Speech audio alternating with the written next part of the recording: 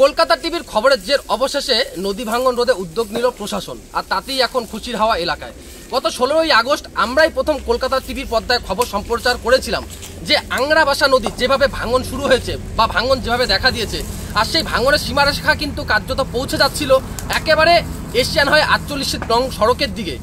তাতেই কিন্তু একটা আতঙ্কের সৃষ্টি হয়েছিল এলাকায়, এবং এই খবর সম্প্রচারের পর পরিদর্শন এসেছিলেন এলাকায় এশিয়ান হাইওয়ে 48 নং সড়ক কর্তৃপক্ষ। এছাড়া পরিদর্শন এসেছিল পরিবহন দপ্তর থেকে শুরু করে রাজ্য সেচ দপ্তরের আধিকারিকরা। তারা প্রতিশ্রুতি দিয়েছিলেন যে দ্রুত সেই ভাঙন রোধের জন্য কাজ করা হবে। ঠিক সেই কথা মতোই কিন্তু আজ থেকে শুরু হলো সেই ভাঙন রোধের কাজ। আপনারা দেখতে পাচ্ছেন, ঠিক দেখানোর চেষ্টা করব। ইতিমধ্যেই কিন্তু নদীর পাশে সেই ভাঙন রোধের জন্য কিন্তু কাজ শুরু করা হয়েছে। পাশেই কিন্তু বোল্ডার পড়ছে, এমনকি পিছন দিকে দেখতে পাচ্ছেন যে শ্রমিকরা তারা কিন্তু কাজ শুরু করেছে। আর এই কাজ শুরু হয় কিন্তু ইতিমধ্যেই খুশি এলাকার বাসিন্দারা। সেচ দপ্তর সূত্রে জানানো হয়েছে এই কাজের জন্য বরাদ্দ করা হয়েছে প্রায় 5 থেকে 5.5 লক্ষ টাকা। 7 দিনের মধ্যেই কিন্তু এই কাজ শেষ করা হবে। এখন দেখার বিষয় কতদিনে এই কাজ সম্পন্ন করা হয়।